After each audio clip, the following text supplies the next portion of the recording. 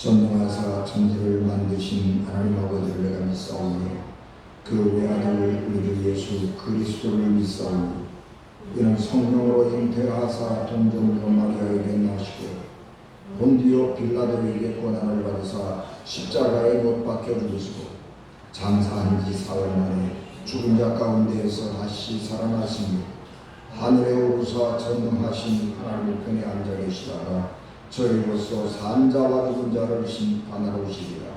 성령을 믿사오며 거룩한 공회와 성도가 서로 교통하는 것과 죄를 사하여 주시는 것과 몸이 다시 사는 것과 영원히 사는 것을 믿사옵나이다. 아멘.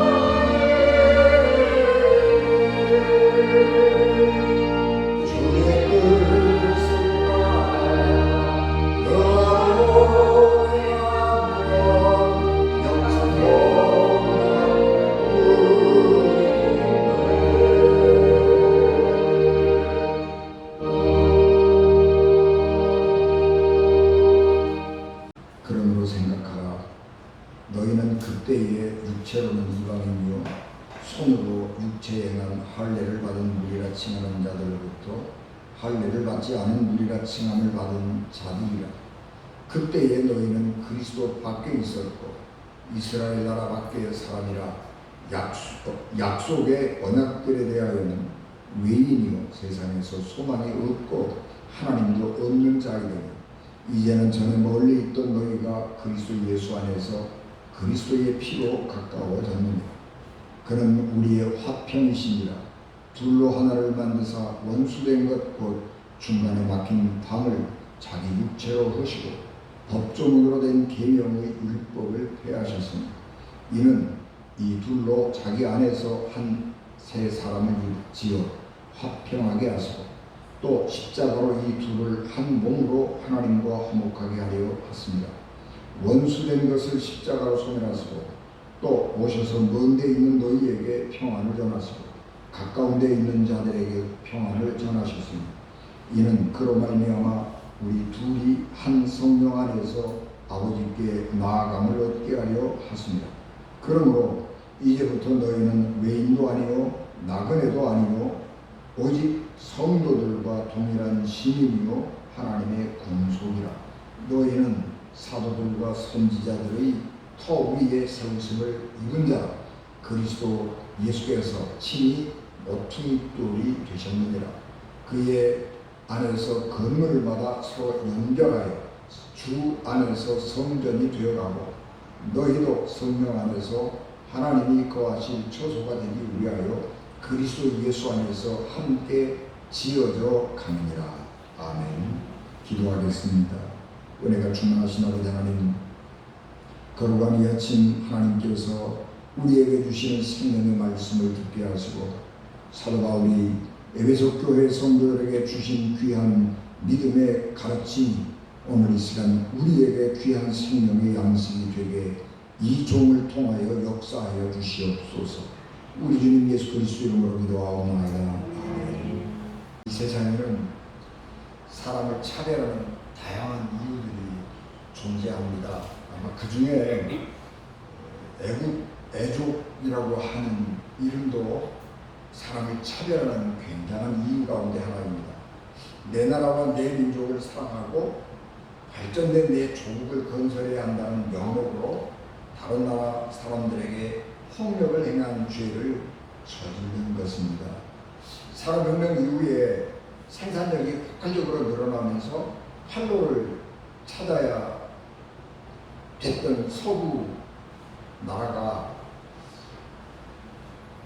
이 물건을 많이 생산된 이 물건을 어디다가 팔까 그러다가 세계를 나가게 되는 거죠.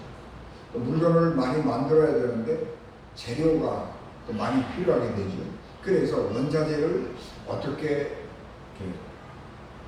충당할까 그런 거 하다가 세계로 눈을 돌려가지고 약한 나라 가는 거죠. 그래서 침략하고 식민지로 삼고 그래서 자기 나라에서 만든 물건을 갖다가 식민지에 팔고 그 식민지에서는 원료들을 갖다가 하기도 하고 어떤 경우는 사람들을 잡아다가 노예로 삼기도 했죠. 그래서 사람들이 그런 자기 나라, 자기 민족이라고 하는 민족이 잘 살아가고 부강한 나라가 국가가 되어야 된다고 하는 이유 때문에 다른 나라를 억압하고 다른 사람들을 차별하고 다른 사람들에게 폭력을 행사했죠. 대표적인 사람이 히틀러 그렇게 말할 수 있습니다. 그래서 자기 민족의 우월감, 우리 이 게르만족이 세계에서 가장 탁월한 민족이다라고 하는 걸 드러내기 위해서 유대인들을 학살하는데 그거는 이유가 안 되는 거예요. 자기라고 하는 것 때문에 다른 사람을 학살하는 명분으로 삼는 것입니다. 우리나라도 마찬가지입니다. 일본이 우리나라를 침략했지요. 그래서 식민지로 삼았는데 자기 나라를 부강하게 해야 되겠다. 그래서 옆 나라를 폭력으로 제압해서 씻을 수 없는 범죄 행위를 하게 되는 것이고 역사에 또 아픈 상처로 남는 것입니다. 이런 일은 교회 안에서도 일어나죠. 성경이라고 하는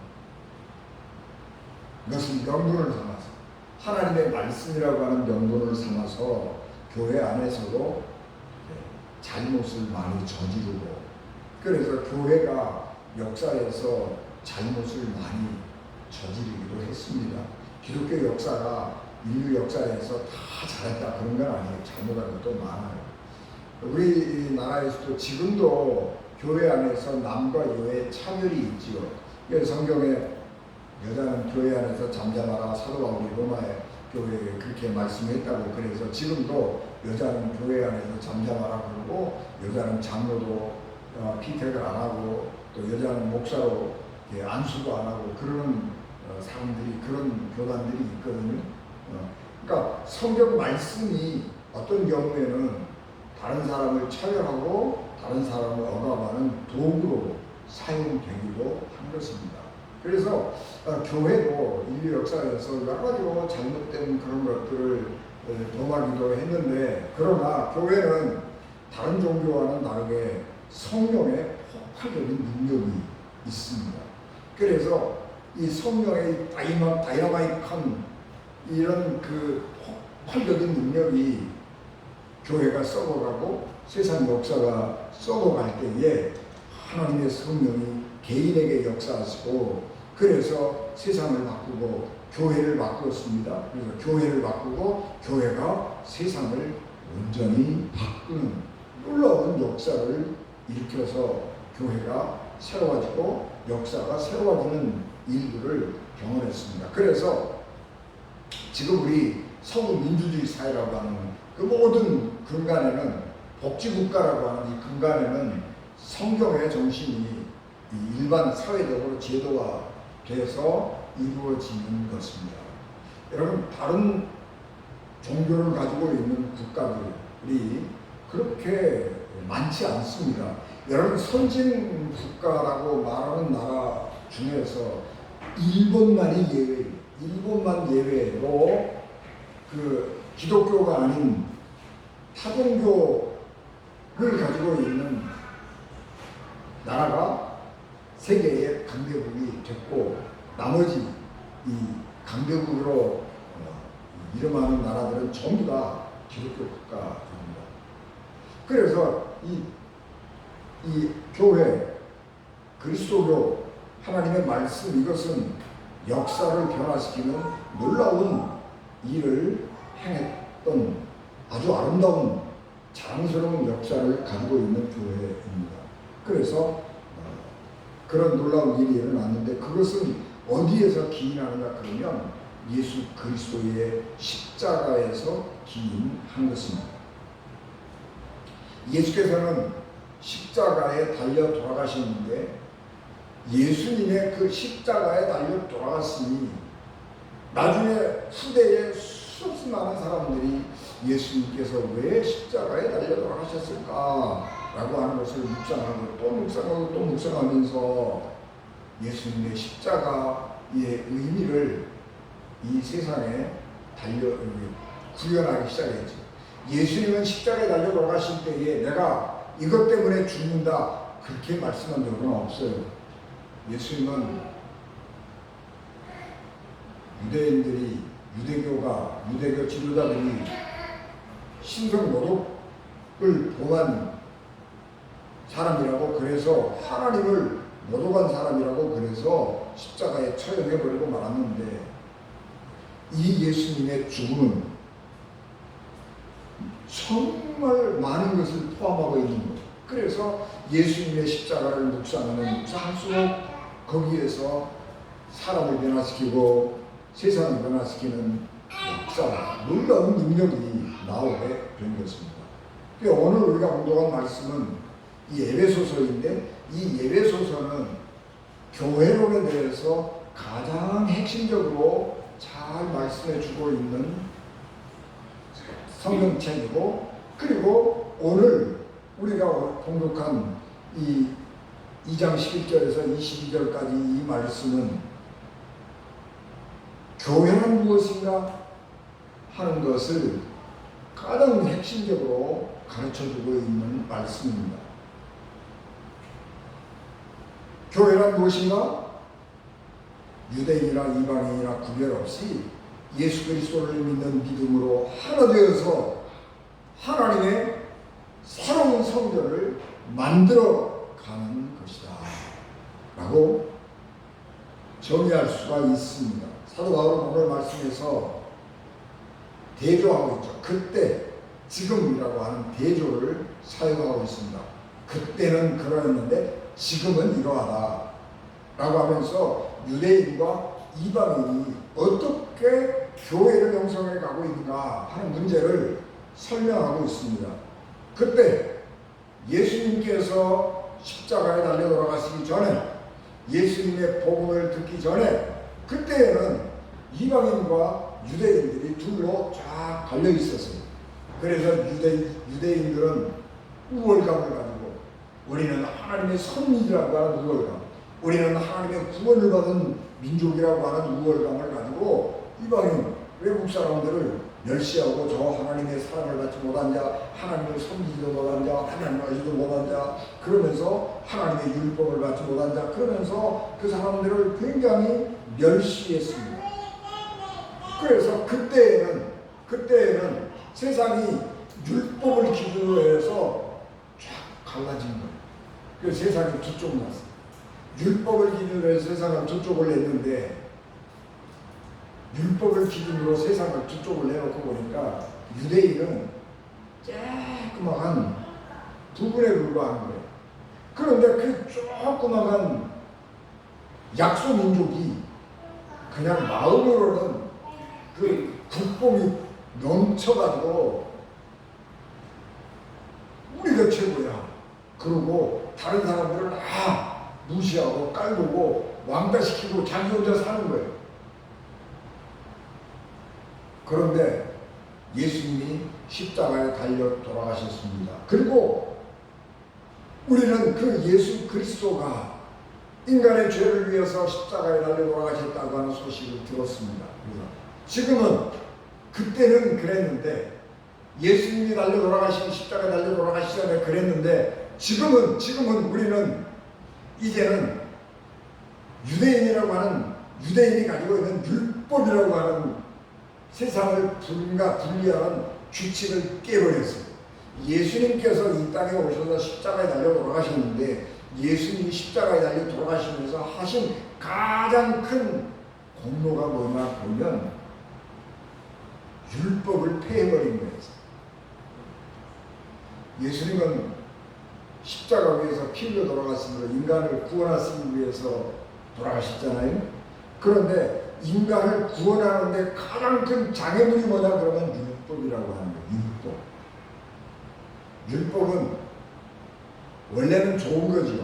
하나님이 이 율법대로 살면 하나님의 백성으로 건강하게 사는 것이고, 이 법을 지켜서 구원받은 이스라엘 백성들이 구원을 더욱더 견고하게 하고 확실하게 하고, 그러면서 하나님의 백성으로 이 땅에서 살아가게 되는 것인데, 그것이 악용되니까 다른 사람을 차별하고 다른 사람과 구별하고 자기의 우월감을 높이고 다른 사람을 멸시하는 수단으로 쓰게 된 겁니다.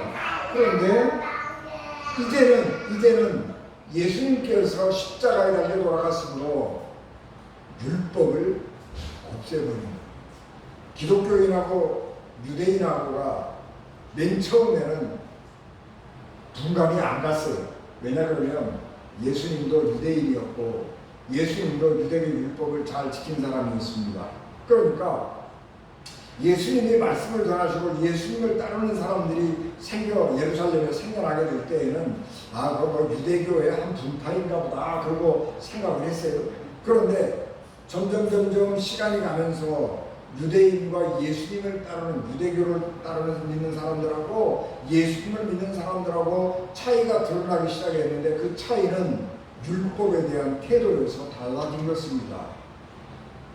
율법을 어떻게 대하느냐? 율법은 아직도 변함없는 하나님의 말씀이라고 생각하는 유대인들이 있는가 하면, 기독교인들, 예수 그리스도를 따르는 사람들은 이제는 예수께서 십자가에 달려 돌아가심으로 율법을 폐했다. 그래서 이제는 율법을 가지고 세상을 구별하는 것이 아니고 믿음을 가지고, 예수 그리스도를 믿는 믿음을 가지고 세상을 분간하는 것입니다. 그래서 유대인의 율법을 가지고 율법을 믿느냐 없느냐 안 믿느냐 이런 거를 따지는 게 아니고, 이제는 예수 그리스도를 믿느냐 안 믿느냐 이런 걸 가지고 사람들을 따지게 되는 것입니다. 율법을 가지고 세상을 분간하니까 유대인은 한두 번도 안 되는 거예요. 그리고 괜히 우월감만 갖고 사는 거예요. 약소민족이 우월감, 자기 민족의 우월감만 잔뜩 가지고 살아가면서 고난에 고난을 자초하고 살아가는 거예요. 그런데 이제는 예수님께서 믿음이라고 하는 기준을 가지고 율법을 폐하시고 믿음이라고 하는 기준을 가지고 세상을 나누기 시작했어요. 그래서 세상은 두 종류의 사람이 있는데, 하나는 예수 그리스도를 믿는 사람, 예수 그리스도를 믿지 않는 사람, 이렇게 달라지는 거예요. 그래서 이제는, 옛날에는 유대인이냐 아니냐 이거를 가지고 사람을 갈랐다면, 지금은 예수 그리스도의 사람인가 아닌가 하는 것을 가지고 사람들을 구별하는 것이다, 그렇게 말씀을 하는 것입니다.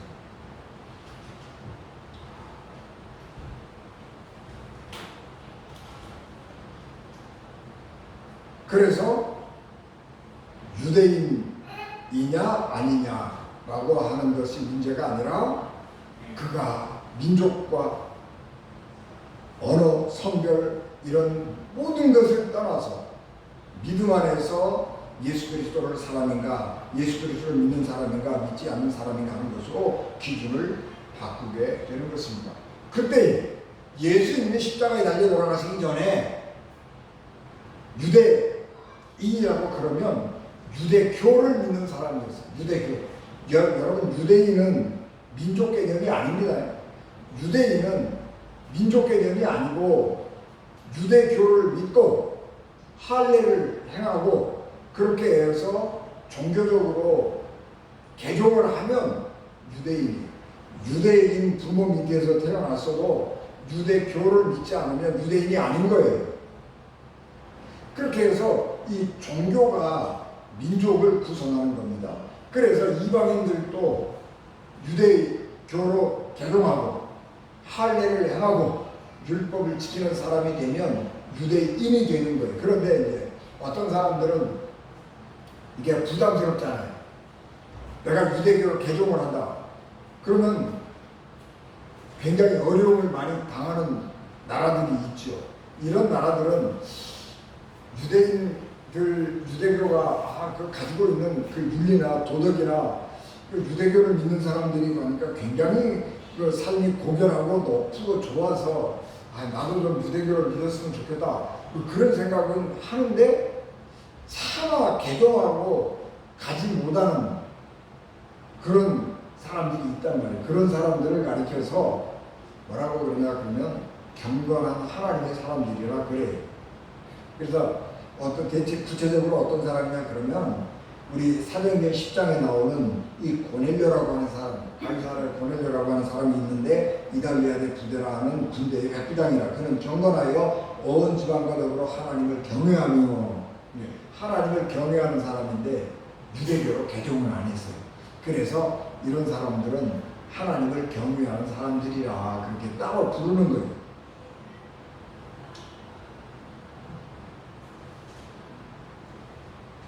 그런데 이게 예수님께서 십자가에 달려 돌아갔으므로 구원의 기준이 바뀐 것입니다.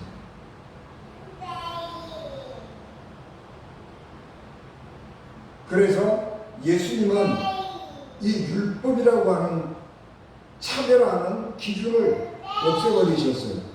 그리고 믿음이라고 하는 새로운 기준을 정해 주신 거죠. 그래서 이제는 19절에 그러므로 이제부터 너희는 외인도 아니요 나그네도 아니요 오직 성도들과 동일한 시민이요 하나님의 건속이라, 그렇게 말씀했습니다. 건속이라고 하는 말은 식구라 그런 말이에요. 한 집안 식구가 되었다. 예수 그리스도를 믿는 이 믿음 하나 가지고 남녀, 민족, 언어, 피부 색깔 이런 모든 차이를 뛰어넘어서 한 집안 식구가 되었다. 그래서 유대인과 이방인이라고 하는 이름은 없어지고 구별은 없어지고 오직 그리스도인이라고 하는 이름 하나만 갖게 된 것입니다. 사도 바울은 여기서 교회란 무엇인가 하는 것을 언급을 하고 있습니다. 사도 바울은 교회란 예루살렘 성전을 대체하는 하나님의 새로운 성전이라고 정의하는 것입니다. 예루살렘 성전은 예루살렘에 건설된 유대인을 위한 성전이에요.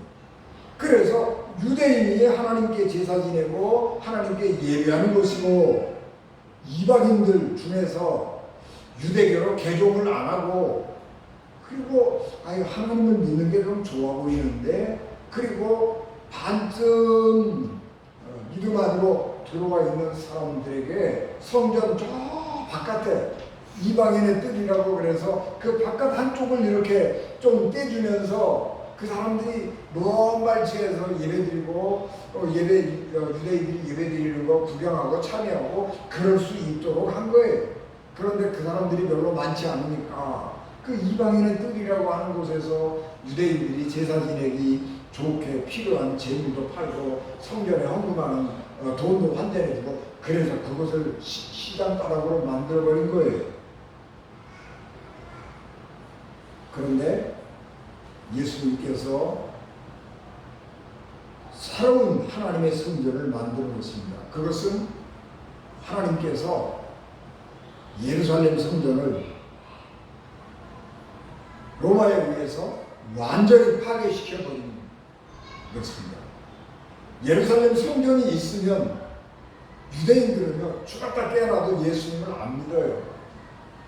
그래서 하나님은 예루살렘 성전을 파괴시키면서 법궤를 없애버렸어요. 법궤가 어디 갔는지 몰라요. 하나님의 법궤가 어디에 있는지 아무도 몰라요. 지금 에티오피아에 있다고, 하나님의 법궤가 있다고, 에티오피아가 있다고 그래요. 그런데 에티오피아에서 절대로 안 가르쳐줘요. 절대로 안 보여줘요.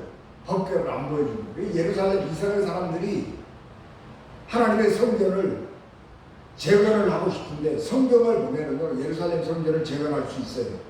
그런데 재건을 못해요. 그 이유는 뭐냐 그러면 법궤가 없어서 못하는 거예요. 그 하나님은 철저하게 예루살렘 성전을 파괴해버려서 유대인들이 예배할 장소를 없애버렸어요. 그리고 하나님이 예배할 새로운 장소를 만들었는데 그게 교회예요.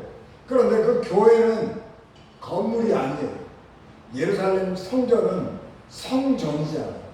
집이란 말이에요. 집. 이방인들 다른 우상을 섬기는 종교들처럼 제사 지내는 제각을 멋지게 지어놓고 그 제각 안에서만 제사를 지내는 거예요. 그런데 하나님은 믿음을 새롭게 정의하면서 그 성전 건물을 없애버리고 하나님의 새로운 성전을 만드셨는데, 그것은 믿음이라고 하는 것을 바탕으로 해서 유대인과 이방인들이 아무런 차별 없이, 남자와 여자가 차별 없이, 종과 주인이 차별 없이 한 곳에 모여서 예수 그리스도를 믿고 하나님을 경외하면 그것이 바로 하나님의 새로운 성전이 돼요. 그래서 교회는 건물이 아니에요.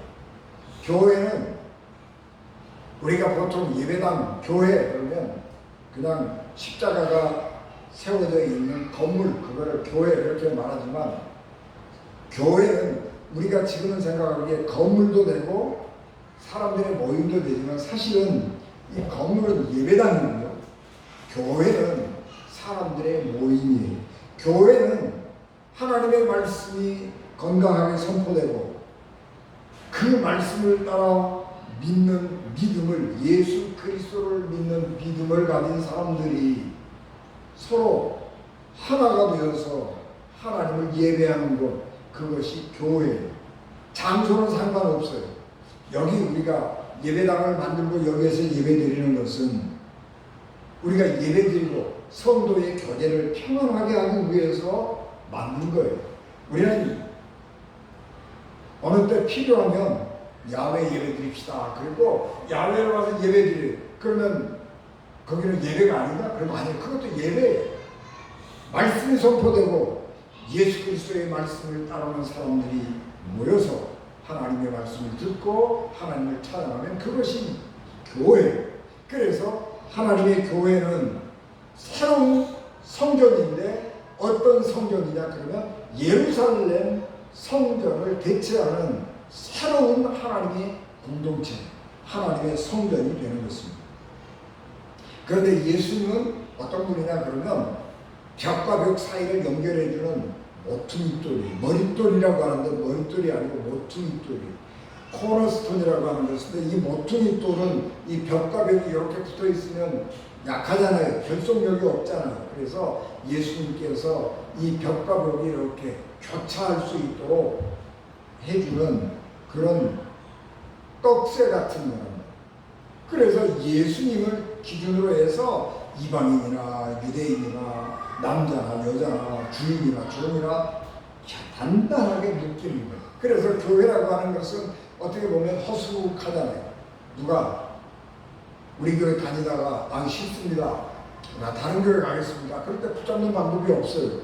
그런데 성령께서 이 허술한 것 같은 교회를 굉장히 강하게 붙들어요. 그래서 때로는 위기가 닥쳐올 때 교회를 위해서 목숨을 내놓기도 하고, 어떤 사람은 교회를 위해서 자기 전 재산을 드리기도 하고 그런 거예요. 왜 그러냐면 거기에 예수 그리스도가 붙들고 있기 때문에 그런 거예요. 성령께서 우리를 하나님의 성전을 이루도록 역사하시고 인도하기 때문에 그런 놀라운 역사가 일어나게 되는 것입니다. 그래서 지금은 옛날과 달라졌어요.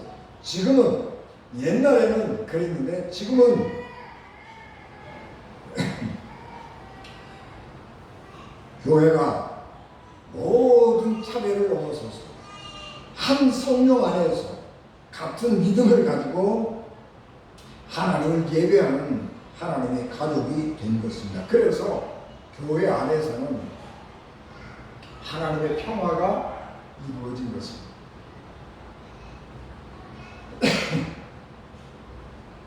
이것을 범위를 넓히면 온 세상으로 확장되어서 차별이 없는 하나님의 피조물로 존중을 받는 사람이 되는 것입니다. 그래서 예수님은 화평이고 하나님이 예수 그리스도를 믿는 믿음 위에 새롭게 지으신 새 성전의 모퉁이돌이 되는 것입니다. 여러분, 아까 말씀드린 것처럼 교회는 건물이 아니죠. 큰 건물을 가진 교회가 큰 교회가 아닙니다. 하나님이 사랑하시는 교회는 사람이 많이 모였느냐 많이 모이지 않았느냐 그런 것이 아니고, 하나님의 기준에서 건강한 교회는 하나님의 말씀을 중심으로 잘 모여있는 교회. 교회가 세상에 조직이 커지고 사람도 많아지고 돈도 많아지고 그러니까 권력을 갖게 됐어요. 교회가 그래서 회사하고 비슷하게 되어 가버리는 경향이 많아요. 근데 교회는 회사가 아니에요. 돈 가지고 사람 가지고 과시하고 의시되는 게 아니에요. 교회는 예수 그리스도를 자랑하는 것이고, 예수 그리스도를 닮은 영혼을 자랑하는 것이고, 예수 그리스도를 닮은 영혼이 되는 것, 그것이 교회의 목표랍니다. 그래서 하나님의 교회는 하나님께서 만드신, 이 땅에 만드신 하나님의 새로운 성전입니다. 그래서 우리 교회는 예수 그리스도를 중심으로 사랑하고 또 하나님을 믿는 사람들이 모여서 기쁨으로 하나님을 섬기는 곳, 그것이 교회인 것입니다. 그러므로 이런 믿음으로 하나님의 집을 세우는 은진가족 되시기를 주 예수 그리스도 이름으로 축복합니다. 기도하겠습니다. 은혜가 충만하신 아버지 하나님, 주의 넘치는 은혜와 사랑을 저희들에게 충만하게 하옵소서. 우리가 거룩한 하나님의 집이 되게 하시고, 또 우리가 서로 사랑하고 서로 모여서 거룩한 하나님의 집을 건축해 가게 하옵소서. 우리는 하나님의 거룩한 새 성전을 건축하는 건축 재료들입니다. 우리가 거룩한 사람 되어서 거룩한 하나님의 교회를 이루는 중요한 하나님의 사람들이 되게 축복하여 주시옵소서. 우리 주님 예수 그리스도 이름으로 기도하옵나이다. 아멘.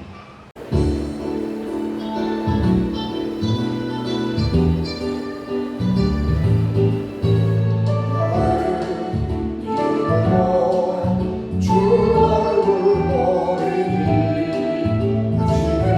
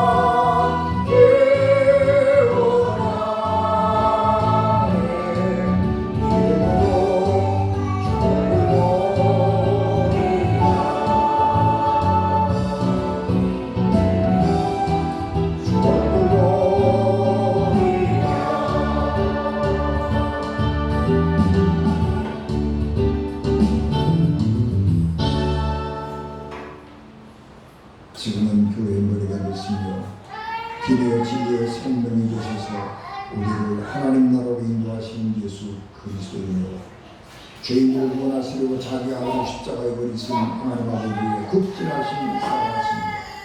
성령님의 감동 강한 역사하기로도 감격을 주관하십니다. 예배를 맞춰 돌아가는 사랑하는 성도들 승명과 가정과 기업과 자녀들 위해 피값으로 세우신 우리 엔진 교회 위해 지금부터 영원히 함께 하시기를 간절히 축원하옵나이다. 아멘.